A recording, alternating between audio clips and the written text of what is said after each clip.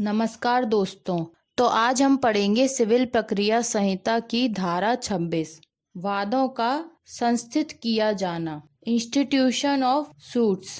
तो धारा 26 को पहले हम बेयरेक्ट में पढ़ेंगे, उसके बाद इसे समझेंगे। धारा 26 बेयरेक्ट में लिखा है कि वादों का संस्थित किया जाना। पहला, हर वादपत्र को उपस्थित करके या ऐसे अन्य प्रकार से जैसा विहित किया जाए संस्थित किया जाएगा। धारा 26 उपधारा 2, प्रत्येक वादपत्र में तथ्य शपथ पत्र द्वारा साबित किए जाएंगे। तो धारा 26 का टाइटल हमें यह बताता है कि वादों को, केसों को किस प्रकार से संस्थित किया जाएगा, किस प्रकार से दाखिल किया जाएगा, किस प्रकार से दर्ज किया जाएगा। तो धारा 26 की उपधारा 1 कहती है कि हर वादपत्र को उपस्थित करके, मतलब कोई भी केस जब दाखिल किया जाएगा तो वह वादपत्र को उपस्थित करके, मतलब कि वादपत्र के द्वारा या वादपत्र को दाखिल करके ही संस्थित किया जाएगा, या अन्य ऐसे प्रकार से, मतलब या फिर कोई अन्य ऐसे प्रकार से जैसा प्रकार विहित किया जाए, बताया जाए, संस्थित किया जाएगा।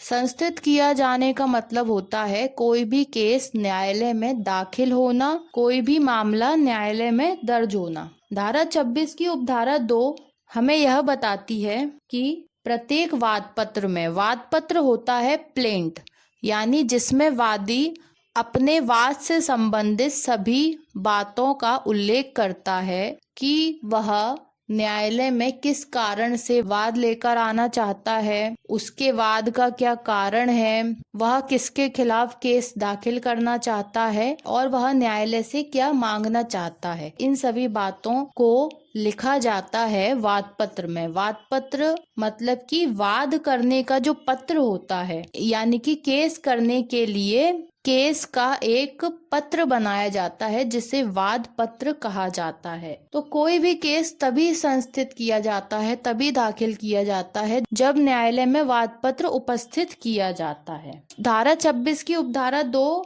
हमें यह बताती है कि प्रत्येक वाद पत्र, प्रत्येक प्लेंट में तथ्य शपथ पत्र द्वारा साबित किए जाएंगे, यानी कि वाद पत्र के साथ जो तथ्य लगाए जाते हैं, जो फैक्ट्स लगाए जाते हैं, जिनके आधार पर कोई वादी न्यायालय में केस लेकर आता है या न्यायालय में केस दाखिल करता है, उसे कहा जाता है वादी। तो प्रत्येक वाद पत्र में वाद पत्र के साथ जो तथ्य दिए जाते हैं, यानी कि वादी कुछ बातों को तथ्य के द्वारा वाद पत्र में बताता है।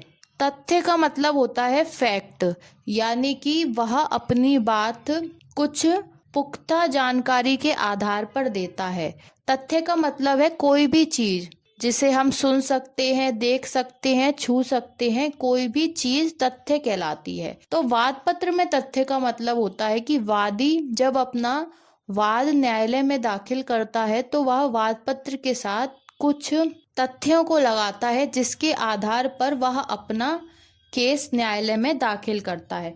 तो वाद पत्र के साथ जो तथ्य लगाए जाते हैं उन्हें वादी किस तरीके से साबित करता है कि वह तथ्य सही है। तो इसके लिए वादी वाद पत्र में उन तथ्यों के लिए साथ में शपथ पत्र लगाता है। शपथ पत्र होता है एफिडेविट। एफिडेविट का मतलब होता है कि वादी जब वाद पत्र दाखिल कर रहा है और उसमें जो तथ्य बता रहा है उनके संबंध में वादी यह कहता है कि मेरे द्वारा वाद पत्र में जो भी बताया गया है, जो भी कहा गया है, वह सारी बात सही है। तो वादी वाद पत्र में जो तथ्य देता है उन्हें वह शपथ पत्र के द्वारा साबित करता है। शपथ पत्र के द्वारा वह यह साबित करता है कि जो मेरे द्वारा वाद पत्र में बात कही गई है, जो तथ्य लगाए गए हैं, वह सभी सही हैं और मैं इन्हें प्रमाणित करता हूँ, मैं इन्हें सही बताता हूँ और अपनी जिम्मेदारी से सही बताता हूँ। यदि कोई बात गलत, असत्य या झूठ निकलती है तो न्यायालय मेरे खिलाफ कार्यवाही कर सकता है। तो इस प्रकार वादी वाद पत्र में जो तथ्य देता है उन्हें शपथ पत्र के द्वारा साबित करता है। तो यह थी सिविल प्रक्रिया संहिता की धारा 26। अब हम धारा 26 के साथ आदेश 4 पढ़ेंगे, क्योंकि इन दोनों को साथ साथ पढ़ा जाता है, यानी कि धारा 26 और आदेश 4 को साथ साथ पढ़ा जाता है, क्योंकि धारा 26 और आदेश 4 दोनों में ही वादों का संस्थित किया जाना के बारे में बताया गया है। तो आदेश 4 को पहले हम बैरेक्ट में पढ़ेंगे, उसके बाद इसे समझेंगे। आदेश 4 बैरेक्ट के अनुसार वादों का संस्थित किया जाना, इंस्टीट्यूशन ऑफ सूट्स। तो आदेश 4 पढ़ने से पहले हम यह समझ लेते हैं कि आदेश क्या होता है। सिविल प्रक्रिया संहिता में जो प्रावधान दिए गए हैं, जिन बातों को लिखा गया है, उन्हें 3 भागों में बांटा गया है। सिविल प्रक्रिया संहिता में हमें शुरुआत में पढ़ने को मिलती है धाराएं, जिन्हें इंग्लिश में सेक्शन कहा जाता है। उसके बाद सिविल प्रक्रिया संहिता में आदेश दिए हुए हैं, जिन्हें ऑर्डर कहा जाता है, और आदेशों के अंदर जो पॉइंट होते हैं, आदेशों के अंदर जो नंबर होते हैं, उन्हें नियम यानी कि रूल कहा जाता है, और नियम के अंदर भी जो पॉइंट होते हैं उन्हें उपनियम यानी कि सब रूल कहा जाता है।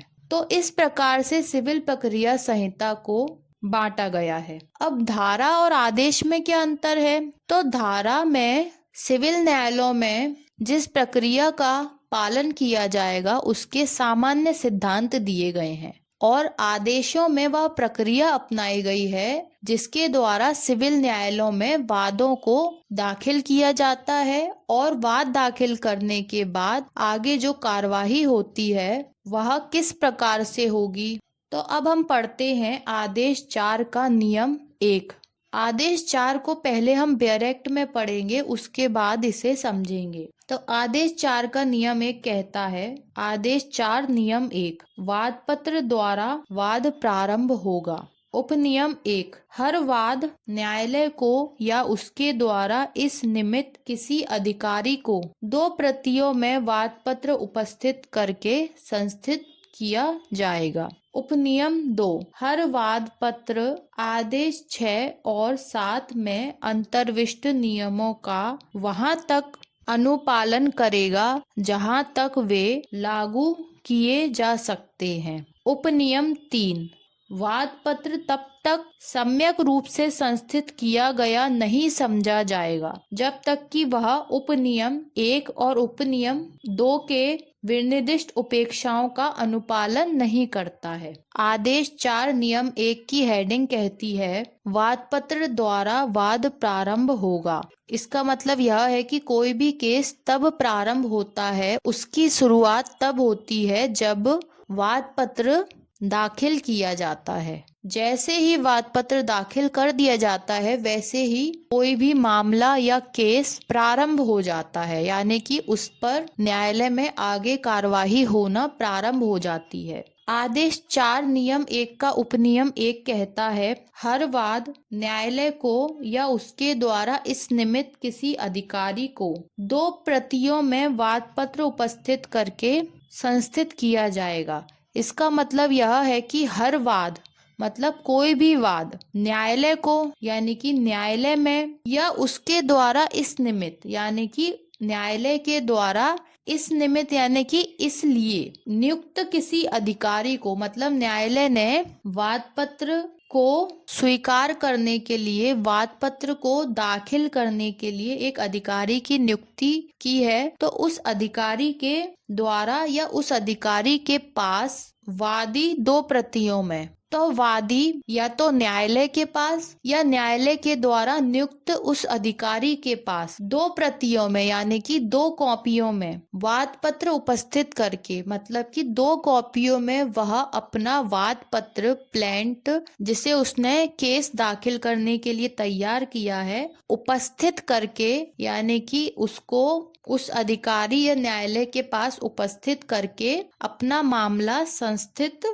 करेगा या उसका मामला संस्थित किया जाएगा। इसके बाद आती है आदेश 4 नियम 1 उपनियम 2, हर वाद पत्र आदेश 6 और 7 में अंतर्विष्ट नियमों का वहां तक अनुपालन करेगा। तो हर वाद पत्र में आदेश 6 और आदेश 7 के नियमों का पालन किया जाएगा। आदेश 6 बात करता है अभिवचन की और आदेश 7 बात करता है वाद पत्र की। तो आदेश 6 में अभिवचन को बताया गया है। अभी हम शॉर्ट में समझ लेते हैं कि अभिवचन क्या होता है। तो अभिवचन में वाद पत्र और लिखित कथन दोनों को शामिल किया जाता है, यानी कि उसमें वादी के द्वारा दाखिल वाद पत्र भी आता है और प्रतिवादी यानी कि दूसरी पार्टी जिसके खिलाफ केस दाखिल हुआ है उसका लिखित कथन यानी कि उसका जो जवाब है उसे भी अभिवचन माना जाता है।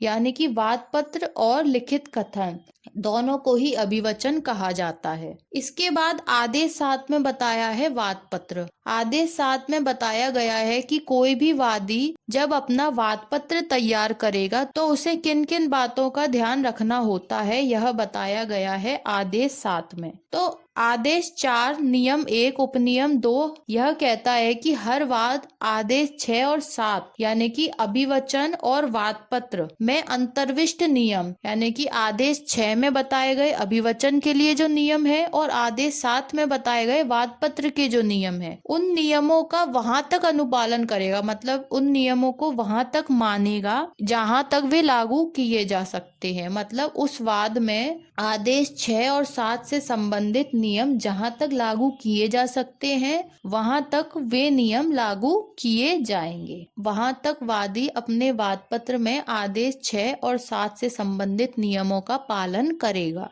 इसके बाद आता है आदेश 4 नियम 1 उपनियम 3। उपनियम 3 हमें बताता है कि वाद पत्र तब तक सम्यक रूप से संस्थित किया गया नहीं समझा जाएगा।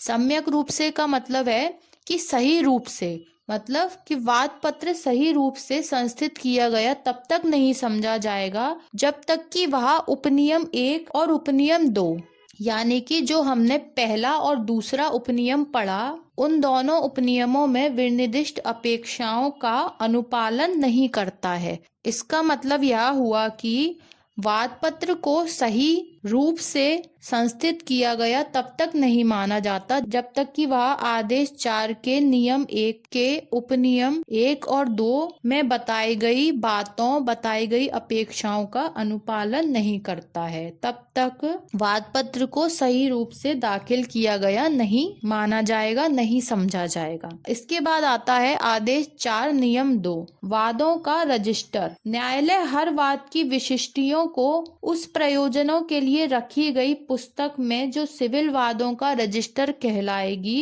प्रविष्ट कराएगा। ऐसी प्रविष्टियां हर वर्ष उसी क्रम में संख्यांकित होंगी जिसमें वाद पत्र ग्रहण किए गए हैं। तो आदेश 4 का नियम 2 हमें वादों का रजिस्टर के बारे में बताता है, यानी कि वादों के लिए न्यायालय में एक रजिस्टर होता है जिसमें वादों को दाखिल करने की तारीख और वाद को दाखिल करते समय जो नंबर दिया जाता है वह लिखा जाता है। आदेश 2 नियम 2 में आगे बताया गया है न्यायालय हर वाद की विशिष्टियों को, मतलब कि हर वाद में जो बातें लिखी होती हैं, जो विशिष्टियां होती हैं, विशेष बातें होती हैं, उनको उस प्रयोजन के लिए रखी गई पुस्तक में, मतलब उस प्रयोजन उस उद्देश्य के लिए जो पुस्तक रखी गई है यानी कि जो रजिस्टर या कोई कॉपी रखी गई है उस कॉपी में, जिसे न्यायालय में सिविल वाद का रजिस्टर कहा जाता है। मतलब उस रजिस्टर में, उस कॉपी में केवल सिविल प्रकृति से संबंधित वादों को लिखा जाता है। तो सिविल न्यायालय का यह दायित्व है कि वह हर सिविल वाद को उस सिविल वादों के रजिस्टर में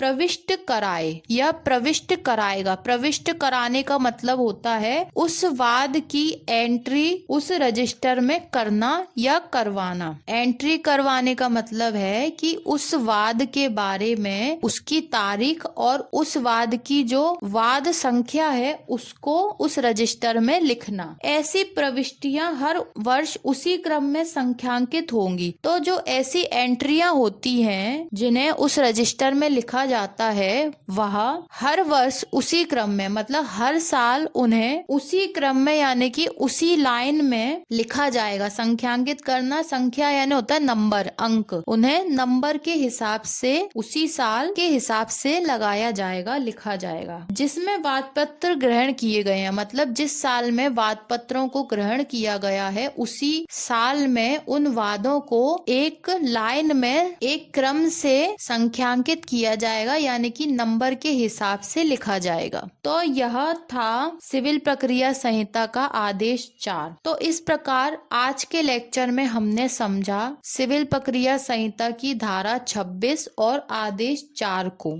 अब मिलते हैं अगले लेक्चर में। धन्यवाद।